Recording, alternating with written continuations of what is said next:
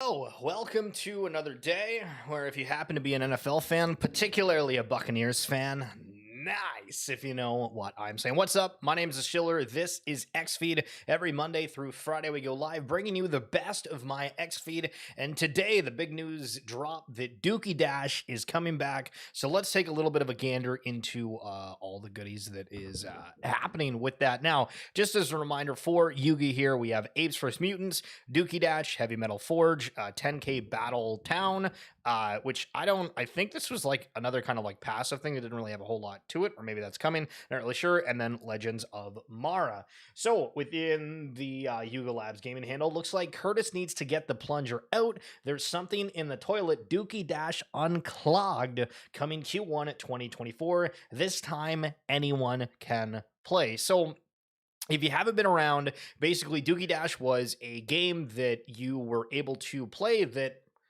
was kind of like a I don't know if arcade game works, but like kind of you had like a singular run where you're able to go through the sewer drain and you were supposed to kind of avoid objects but also collect certain ones at the same time, and there was some big prizes for that, one of them being the key, and that key ended up selling to esport Fortnite legend Mongrel for like $1 million, so it made a whole bunch of headlines. Everybody had every thought in the world about it, but what do people have to say about it? So I asked the question, Dooky Dash is coming back, what are your thoughts? Video games that price out kids won't work. Okay. Respectfully to Matt, I don't know if he read the tweet because it said it's available to everyone. So I said it's going to be free to play. Does that change your thoughts on it? And he says yes. And there's another comment on here, I think. I'm definitely going to try it. So Jazz Sooner, best of luck to you with that. But we still have to wait and see what the details behind it are. Sudiata says, lazy, shocked with all the rev. This is the best they can do. Projects got to do better. All right, so I think that's an interesting perspective that a lot of people have within it based off my quick glance at X today. Do you think it will attract the crowd that couldn't play the first time around? I posted a clip of me playing before and got roasted in the comments, but also a lot of people citing how much it cost to play was why it was bad. People saying, hey, why would I spend $1,000 to be able to play that game? And so now it's free to kind of have that. And he says, possibly new crowd, but I wasn't impressed the first round. I appreciate the attempt from the first round, but they can do, they defo do better. They got big brains over there and feels like mediocrity at its finest. Okay. Money generation event. Absolutely no chance of winning anything on it, as pro gamers now have the inroad. Poor from Yuga, very poor delivery. If I was the owner, if I was an owner, this would concern me in honesty. Okay, so interesting here from Bullish. When he's saying pro gamers now have the inroad, I guess that's in perspective of like we saw where Orangey, for example, was able to make like almost like $500,000 for running the game for other people. But in this instance, I think it's just about getting the attention. So I get it, but I think they're going for something different with this one. Sky's wanted me to DM. He is selling his or her party bear here, and then writes saying, I'm happy that non-holders like myself can finally try it, but I think a mass amount of the drive to play it was the mint incentive. Wonder how it will hold up without that. So obviously there's going to be some kind of incentive with it, I would assume, unless the game is at a point where people just really want to go out and play it.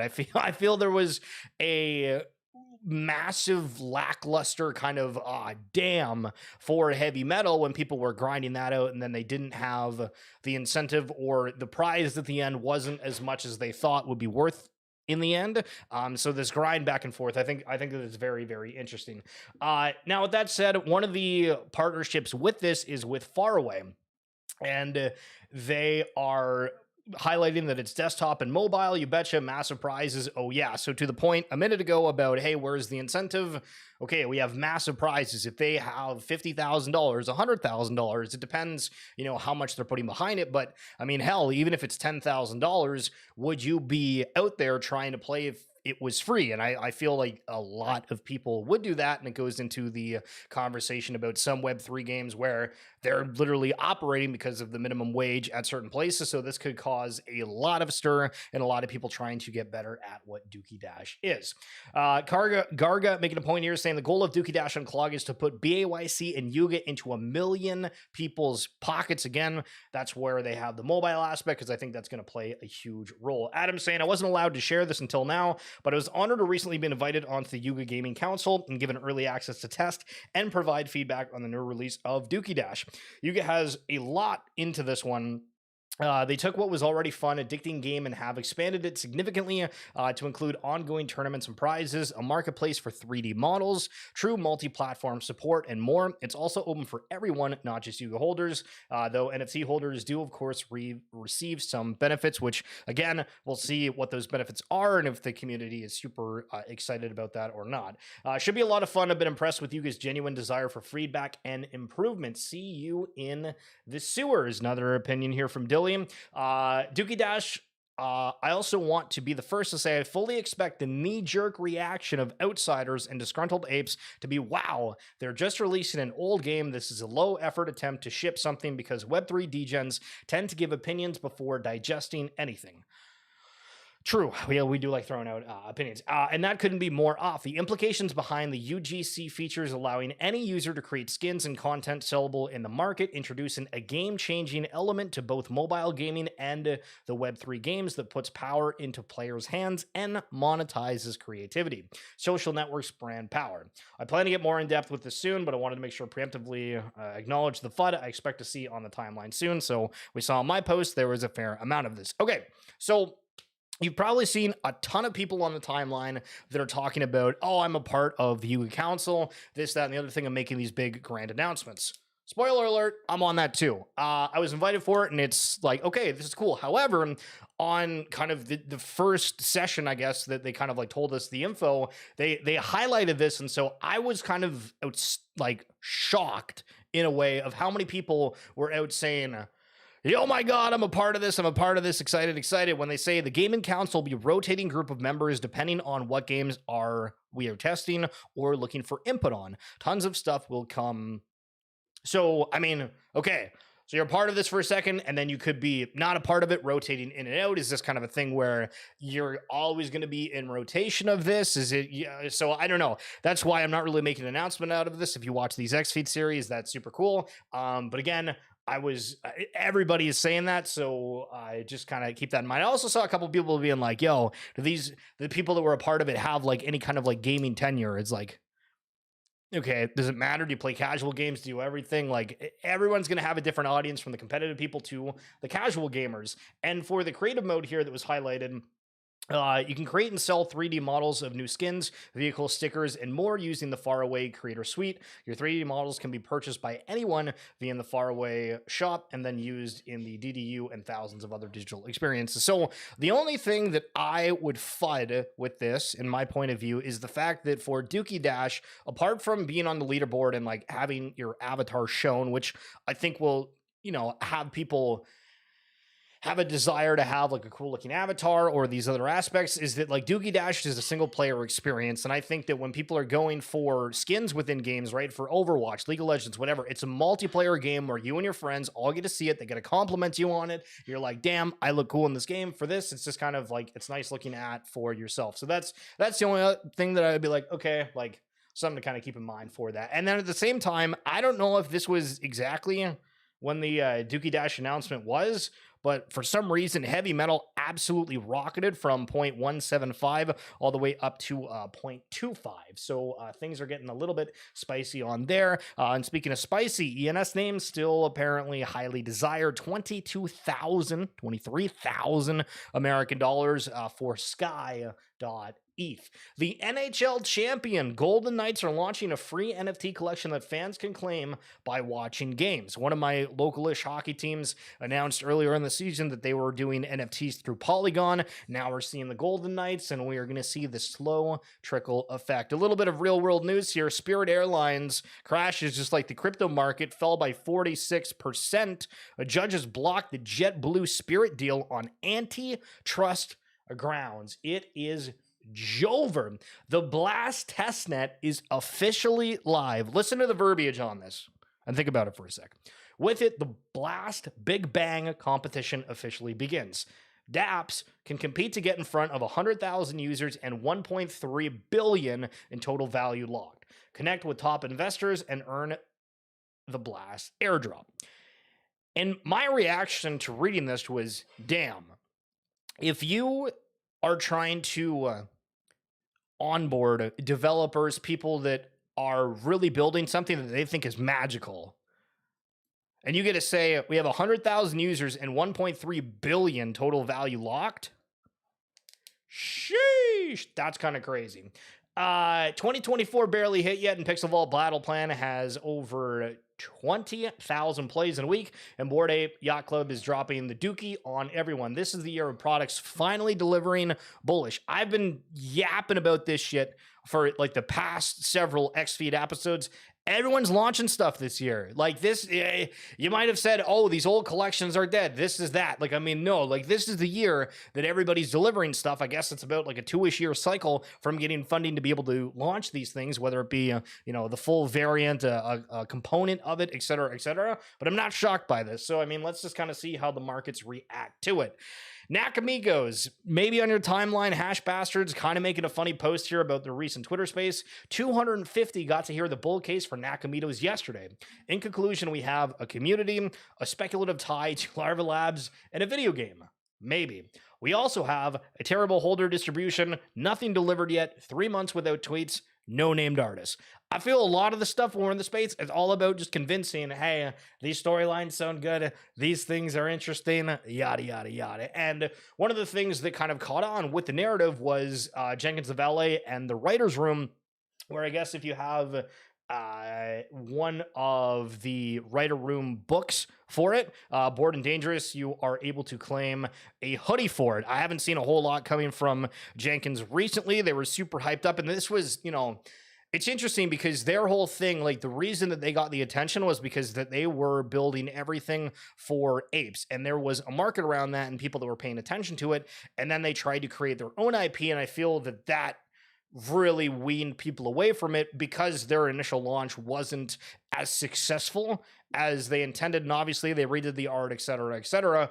But I mean, Jenkins got huge because of the fact that they were doing stuff for the apes, and then it's like, okay, it seems that part's kind of drifting away just a little bit. Now, speaking of FUD, as we always say before I get into this, if you enjoy this stream, please tell one friend, share it with them, say, hey, yo, you might like this Schiller guy. They might not, but the subscriber count has been going crazy, and I really appreciate you guys giving a thumbs up on this video wherever you are watching. Okay, if you're an Artifact fan, turn away right friggin' quick. Check the comments on this one.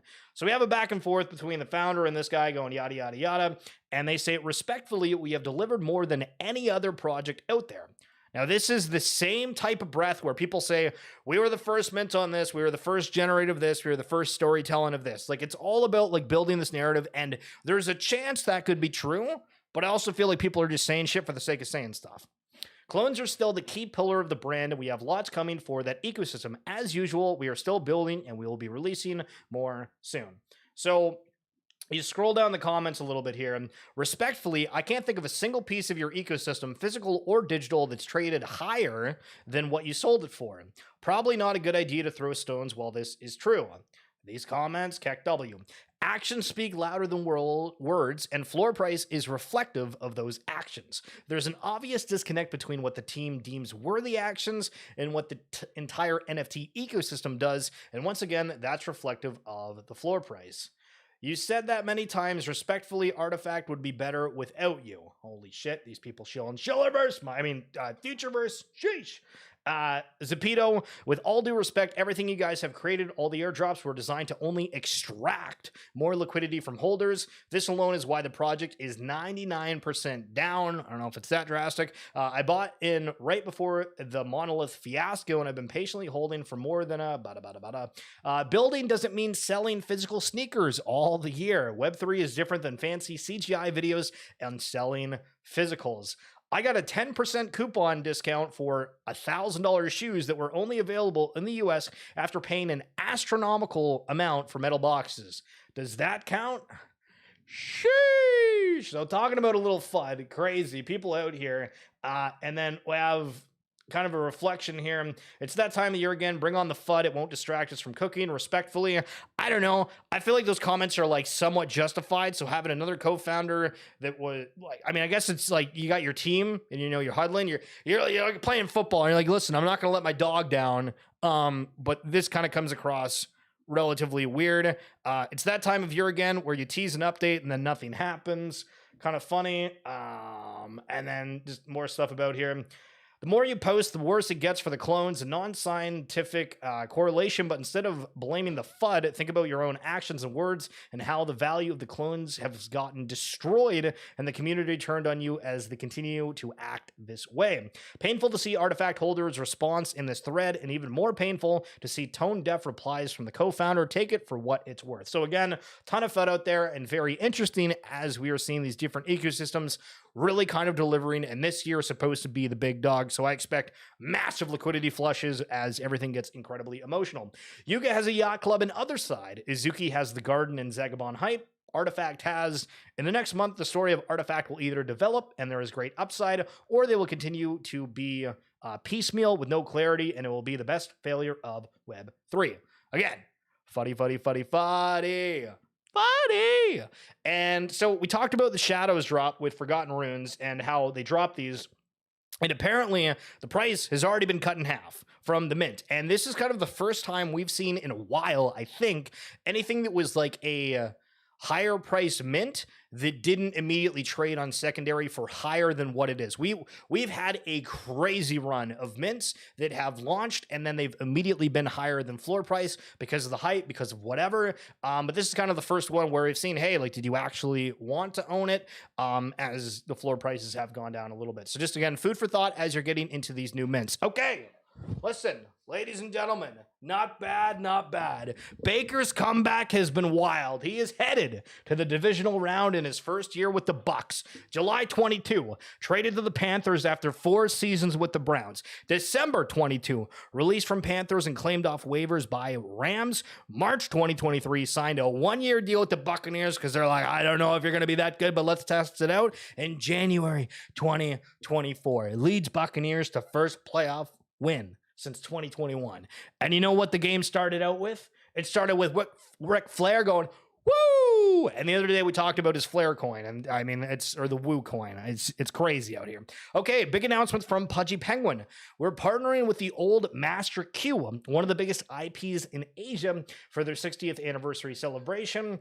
Come visit us at the front of one of the largest shopping malls in Malaysia. Fahrenheit 88 from January 15th to February 24th. Okay, and they're just saying for context, Old Master Q is the equivalent to the Tom and Jerry of Asia, which is crazy. This milestone would bridge the world of Web 3 and Web 2. Okay, guys, I go on a rant about football, and now you start talking to me. Good morning. If anybody's watching, you want to chat, feel free. I'm down to chit-chat with the chat here. Bosch Mose, are you buying any crypto undeads? I do not believe so, but I am excited to see how that transpires. Apparently, the whitelist has been selling for like 40 SOL, and there's people putting offers in, and things are going completely crazy. Yo, Bolin, what's going on? LOL, die, Eagles, die. Crazy that Jason Kelsey is retiring as well. On the topic of Pudgy Penguins, they cost more than a real penguin. What the hell? This is the weirdest tweet I've ever seen, and it's kind of hilarious. I'm not going to lie. So a Pudgy is going for 36K, but you can buy like a legitimate penguin for 25K. Who would have thought? You're going to YOLO it from 15 to 20. Hell yeah, brother. Best of luck with that. Now, another funny thing, do you guys remember when Snoop Dogg said that he was canceling his smoking habits? And he was like, I'm going to better myself. I'm giving up the smoke. And then we saw all these people are like, man, I've needed the encouragement to quit. I need to stop this. This is a bad habit. It's going to kill me, yada, yada, yada, yada. And then it turned out that it was just him doing an ad for a fireplace. And he's not quitting at all. What a bunch of BS. Absolute monster. Intelligent, big brain stuff from the CEO who came up with this idea.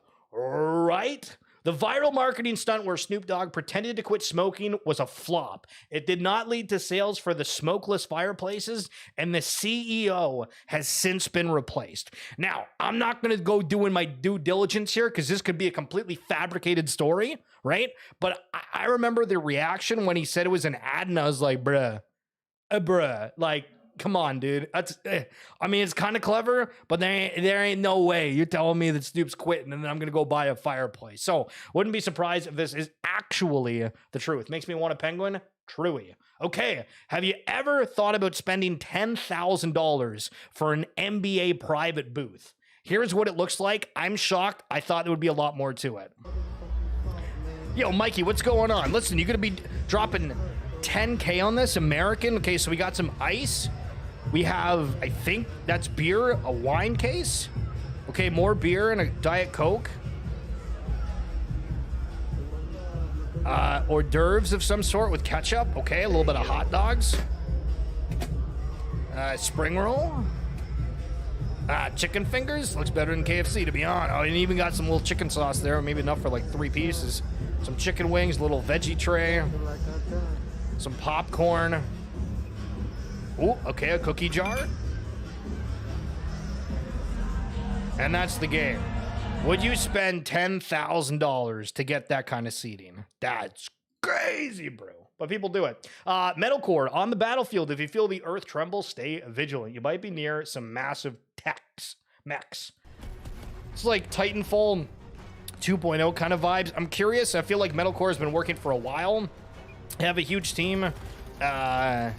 But I don't see it talked about too much in like the crypto circles. I feel like it's like people are still talking about how like the gaming run's gonna come. But I mean, listen, okay, and apparently they're on Epic Games. I didn't realize that either. Do you remember? I really thought this MFer was the next Bored Ape Yacht Club and going to bring me generational wealth. So this is Goat Lodge, and I actually have an interview with the founders, and they like show themselves and everything, and they were like, we're gonna do a music tournament, or not tournament, but an event. And I think it actually happened, but these minted, and it was said that like it's the same artist as the Bored Ape Yacht Club and all these crazy things around this collection. But if you type in Goat Lodge Schillerverse on YouTube, you will in fact find the interview from forever ago. Okay, Oniforts, almost every single day they're launching this trailer of some sort, which is basically just, okay, this is coming soon. It's an announcement of announcement. Ladies and gentlemen, I bring you an announcement of an announcement of an announcement. And so curious to see what Oniforce does. Again, this was a collection that I believe was sold. Apparently there was all this drama with the original founder, I think the original founder stayed, but the entire team left afterwards. Don't know if that was for other opportunities or whatnot. But again, 106,000 followers on here. And listen, I'm very intrigued to see how we have these bigger collections from back in the day perform nowadays. Very curious. And Azuki is launching a tier system here. So Azuki's collector status has 4 major tiers: Esteemed, Grand, Legend, and the Order if you are a top 100 collector. You earn points by collecting emblems. Emblems are awarded for holding tokens with special traits or token combinations. Here is a complete list of the emblems, how many points they earn you, and what the point/ETH ratio is. It took me 3 hours. It kind of reminds me initially of how the Futureverse ecosystem works with the future score. The collector status could be used in a lot of ways in the future. Distribute different amounts and rarities of drops to collectors, which is what is future score. Give limited drops to the top collectors. We haven't seen that at all within future score. Create special drops for certain collectors with special emblems. I mean, I think that's kind of interesting. It's almost like where if you remember Apes and the Gucci collab, feels like that's been forgotten about. But if you go and look up codas, you'll actually see some of them having like an in-game or in the image Gucci pendant that they're wearing. So I guess that's kind of alluding to that potentially happening here. And the collector profile is a new way of valuing loyalty and above all rarity in an NFT ecosystem. Rarity and traits as one of the central elements in an NFT collection are what builds culture. In the past and in the most recent, and in most other ecosystems, rarity was not taken into account when it came to drops or other holder benefits. True. That's usually just kind of a whatever thing. Thanks for reading. All right, cool. So again, Azuki, We're knowing apparently that they're coming out with the token launch because everybody said, oh, they're announcing they're with Fenwick West, and that's what Bored Apes did before their token launched. And then they have an ecosystem to be able to value off of that and figure out what people are going to get in theory. All right, we talked yesterday about how Robbie Wallet is doing a snapshot, and there's not many people that use it. Apparently, there's only 12,000 app downloads, and if the market cap is 1 billion, which, I mean, for perspective stake for like Root, it's at like 100 million, so Root would need to 10x to get to where Robbie Wallet is. And again, with only 12,000 people, I mean, that could happen, but just realize like 1 billion is truly a lot. But still, it's happened. And if they airdrop 12%, that's $1 million each. Now, the likelihood of them getting to 1 billion here is I feel like pretty damn low on the whole totem pole of totem poles. But still, that's just a crazy perspective on there. Okay, so here's a Blur thesis. I brought this up like a few times because I'm seeing more people talk and being bullish about Blur. Completely transparent here. The whole time I've been like, okay, like I don't really get the point of like having these Blur tokens. They have these rewards. There's been no incentivization for them. And then obviously we have the Blast protocol where they were like, hey, if you stake your Blur, then we are going to give you more points for this. And it's just like some people call it a Ponzi. Some people are like, oh, this is brilliant to keep the liquidity flowing in the ecosystem per se. So, but anyway, here's a thesis. If you believe that market cap for NFTs will expand hugely in the future, and two, there will be another speculative bull run for NFTs in the next 1 to 2 years, then Blur is essentially the only way for most people to bet on and capture the upside from this specific future happening. Okay. I mean, honestly, that's actually not a terrible thought with it because, I mean, if there's not really like an ETF fund for NFTs, unless you're like buying a CryptoPunk, which we talked about in one of these sessions before where somebody had the idea of like, yo, if we have like a fund where if people put money in and certain amounts hit, then we go and we get more CryptoPunks, and if people sell off of like whatever their allocation thing is with it, then they get away from it, yada, yada, yada.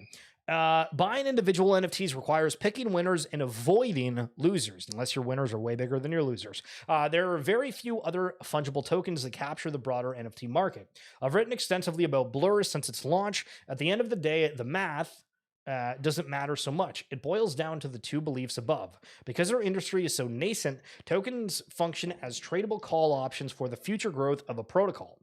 Very different from public traded stocks. Size your positions accordingly to your level of conviction in your belief. So again, kind of to recap, if you're bullish on the NFT market, I mean, theoretically, Blur is one of the only options that I can think of, unless you guys have another one that's on your mind. Yo, Bosch, problem is Blur is on ETH, and the next NFT bull run is going to happen on Solana. So this is a banger point. Listen, absolute gold star, teacher's assistant. Thank you for allowing me to go on this point of discussion, because that is a fantastic point. And now you guys get to see your chat on the screen. If you want to throw anything in the chat, it'll pop up here. Okay, so this is a great point. And I've had a couple different thoughts with it because, well, one, we know that Magic Eden is doing this marketplace launch with Yuga.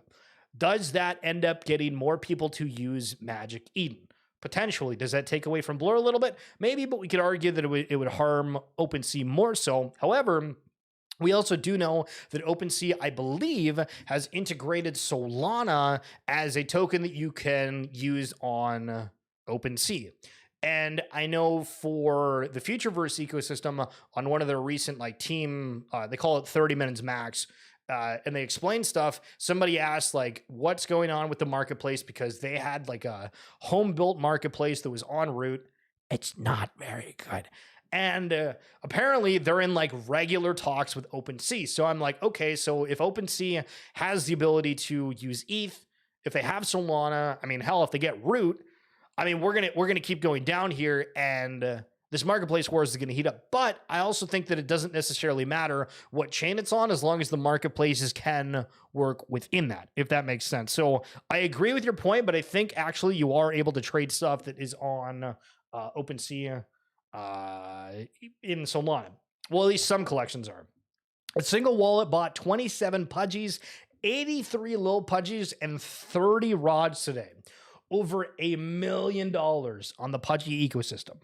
And you're telling me the NFT bull run isn't absolutely going to kick off here shortly? Holy sheesh. That's mental. Looks like Moonbirds is aiming to out luxury the artifact CloneX ledger, and you can bid with magic internet money. So inside of this is a ledger. Okay.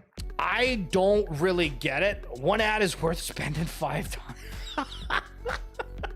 Yo, I don't know if you're getting kicked out on this. One ad is worth spending $5 lol. Or if you're back, but yo, Bosch, thank you. I appreciate you. You're a legend. So, I mean, yeah, I guess this is like a ledger inside of it. If this is still showing for the auction, we get to actually see what it looks like here. Hopefully this works. But I was like, man, like behind me, I have one of the VFriends ledgers that somebody offered me like $500 for at VCon, like the first one.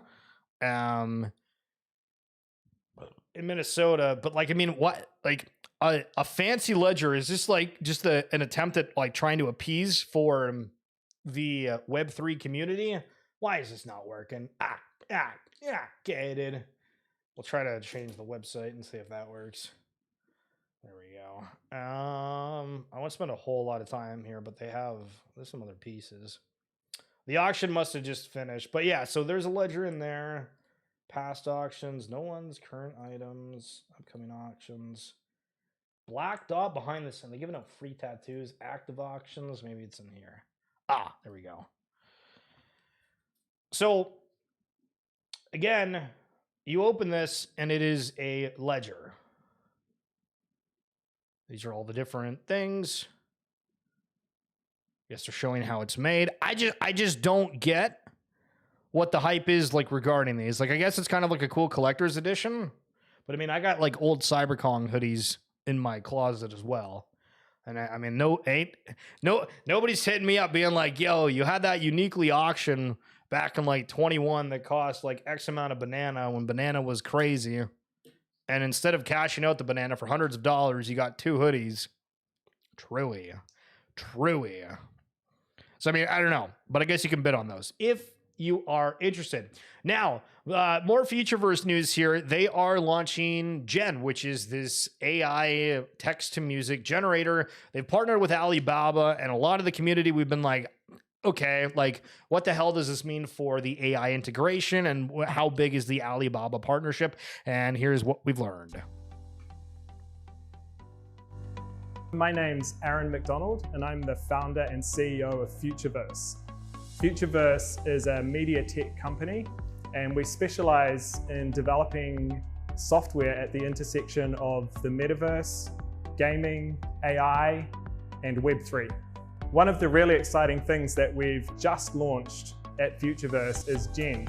Gen is a generative AI model for creating music. You can take what's in your mind and make music out of it.